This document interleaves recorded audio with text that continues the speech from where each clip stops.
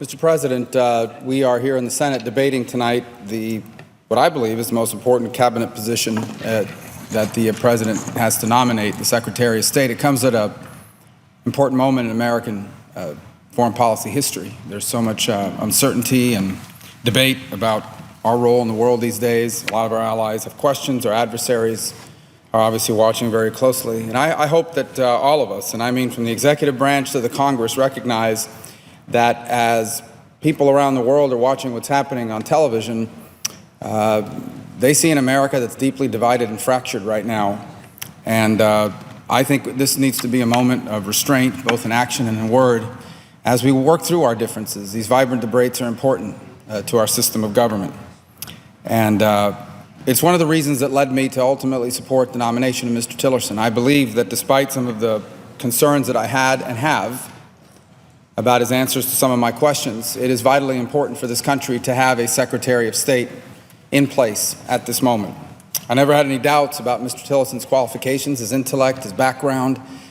I had some concerns about his answers to some very important questions, at least important questions to me, and what I hope will be important questions for a lot of Americans. And that's what I wanted to come to the floor and speak about in conjunction with this nomination, and that's the issue of human rights. Because to me, human rights is critical both to our national identity, but it's also important to our national security. In America today, we have, as we've done now for the past 2 centuries, contentious debates all the time about policies and about what kind of country we want to be. And if you're watching the proceedings on the Senate floor and committee over the last few days, you've seen a lot of that.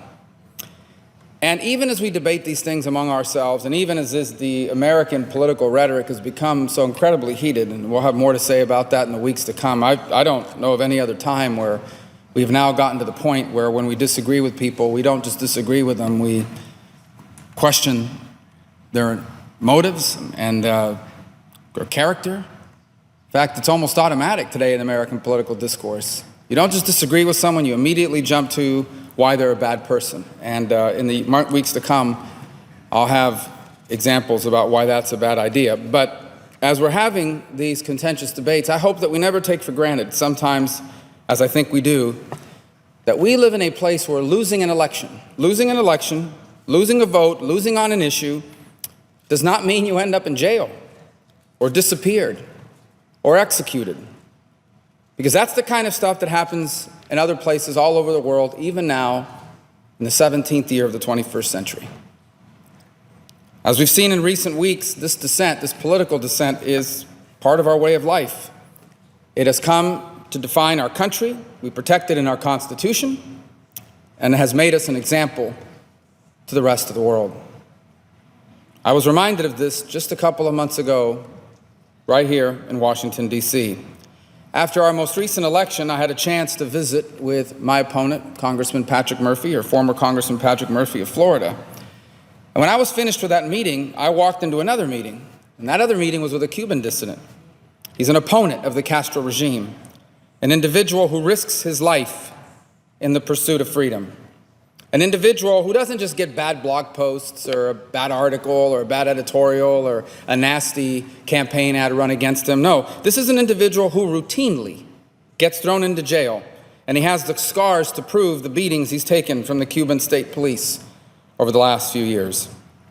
I was a little bit late to this meeting, and I apologized to him, and I explained that I had just been in a meeting with my opposing candidate, the man I had just ran against in the election. And I could see the look on his face. It kind of struck him. He immediately, I believe, appreciated what that represented. He said, and I'm paraphrasing, but he said, "That's what we want for our country too." This is the essence of what has been America's example to the world. The essence of how our principles and our values have inspired others to seek their own God-given rights, and how we have a moral duty to support, in our words, in our foreign policy, and in our actions, those aspirations of people all over the world. In a way, dictators and tyrants have never had it worse than they do today, because we live in this high-tech information age.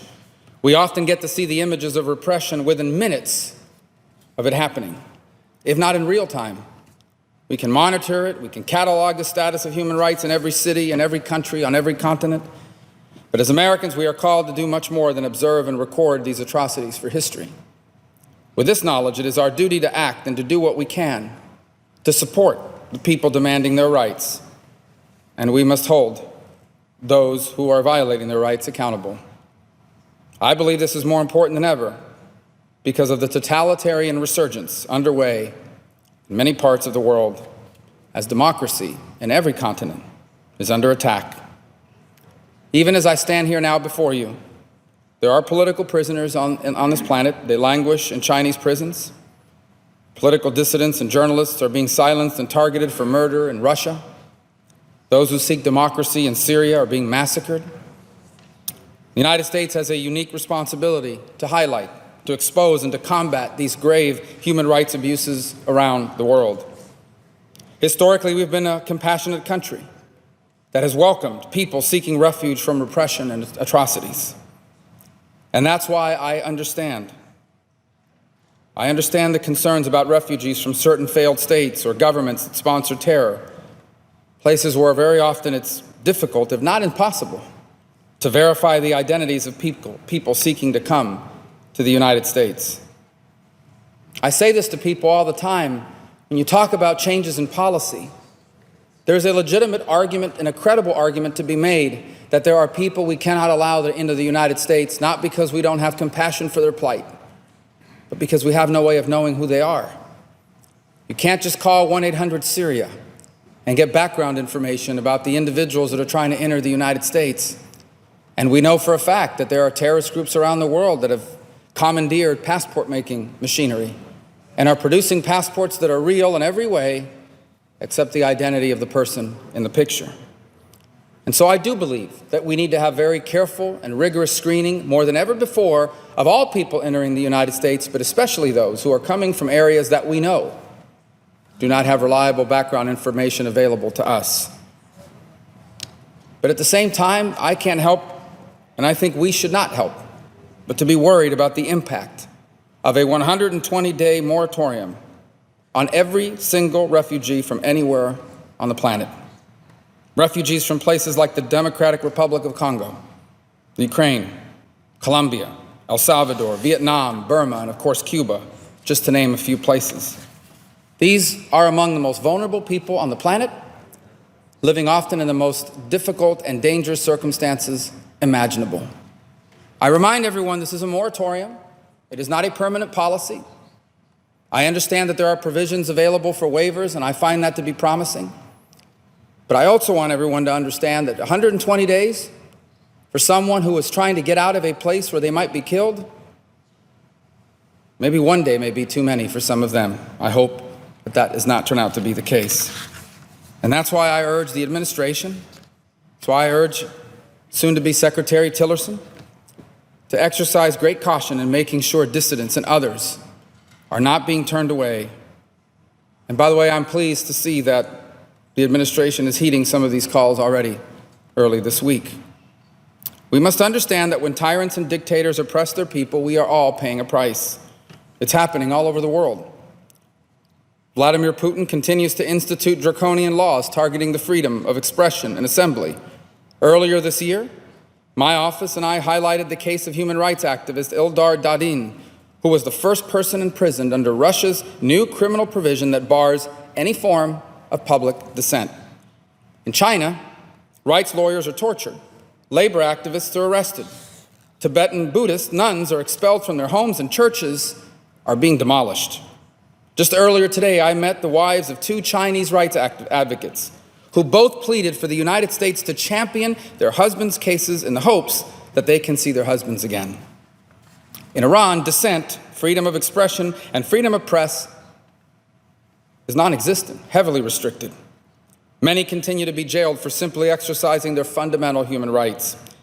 The government of Iran targets religious minorities, often jailing Christian pastors and those who gather to worship together in private homes. In Syria, one of the worst humanitarian catastrophes in modern history, the Assad regime, with the assistance of Vladimir Putin and the Iranian military and government, is committing war crimes against innocent women, children, men, civilians in Aleppo and beyond. In Iraq, we've seen ancient Christian and Yazidi communities on the verge of extinction, all because of ISIS. In Venezuela, the Maduro regime continues to imprison political opponents while the country descends further and further into economic chaos and what has now become on the verge of a total humanitarian catastrophe in the Western Hemisphere. In one of the richest countries on the planet, we are at the point of people literally starving to death. Saudi Arabia, an ally of the United States on many key geopolitical issues, and we will have to continue working with them on those shared causes, but they also remain one of the most censored countries in the world. And the government has intensified its repression of activists and journalists. Women in Saudi Arabia remain under the male guardianship system. They're banned from even driving. Globally, assaults against press freedom around the world are a major problem because ultimately the cause and champions of human rights, they need the information to expose abuses and call for reforms. Without independent journalists, without information, tyrants and dictatorships can get away with so much more. According to the Committee to Protect Journalists, in 2016, 48 journalists were killed and 259 journalists were jailed worldwide. In 2016, Turkey, a NATO member, again an important geopolitical alliance of the United States, but sadly they became the leading jailer of journalists on the planet, following a widespread crackdown on the press. The abuses and threats to human rights around the world are many. We could be here all night trying to break Senator Strom Thurmond's filibuster record, going country by country, case by case, and it still wouldn't be enough time to do justice to all the heroic figures around the world. But it is my hope that more of my colleagues will join me in doing so over time, because it is important. Our voices here in the U.S. Senate give people all over the world confidence and motivation to stay the course. As famed Soviet dissident Natan Sharansky has said of himself and fellow prisoners of conscience in the Soviet Union, he said, quote, "We never could survive even one day in the Soviet Union if our struggle was not the struggle of the free world," end quote. In essence, what he's saying is that these tyrants and these dictators, when they jail these people, the first thing they tell them is no one even remembers you anymore. No one talks about you anymore. You've been abandoned. Today, I want to highlight one particular human rights case as part of the weekly social media campaign my office has been doing for the last couple of years. It's called Expression, Not Oppression. Here you see a picture of a gentleman named Dr. Eduardo Cardet of Cuba. He's a medical doctor and the national coordinator of the Christian Liberation Movement, a group which advocates for democracy and freedom. Cardet assumed the role of national coordinator after the suspicious death of Castro critic Oswaldo Payá Sardiñas. After allegedly stating in an interview that Fidel Castro was hated by the Cuban people, that's what he said, he was savagely beaten in front of his 2 young children and wife by Cuban state security on the 30th of November of last year, and he's been in jail ever since. He has been charged, get this, he has been charged with challenging authority, and he faces a 3 to 5 year prison sentence. Let me repeat that. He is officially charged with challenging authority. That is a crime in Cuba. His father has written to Pope Francis begging for his intervention. And by the way, this is a reminder that just because Fidel Castro is dead, his authoritarian system still lives on. Dr. Cardet's persecution and the overall increase in repression in Cuba over the past 2 years is a reminder that the policy of rewarding the Castro regime under the guise of engagement with cash and concessions has not worked and must be strategically reversed here in the coming months. And so I come here today in the hope that our President and our State Department, and especially Mr. Tillerson, in whom I am entrusting my vote for confirmation, and all members of Congress for that matter, will add their voices in solidarity with Dr. Cardet, with all the Cuban people yearning to be free, with those around the world who look to our nation, to America, for leadership, and often for nothing more than for us to lend our voice to their cause. As we move forward here with our nation's work, we must continue to highlight these cases and raise awareness of them. We must never forget that there are people all over the world who are challenging authority because they want a better life for themselves and their families. They should be able to challenge authority peacefully and then go home to their families, not be thrown in jail or tortured or killed. Today I ask all to pray for those who are victims of their own government, I pray for the release of prisoners of conscience and their families.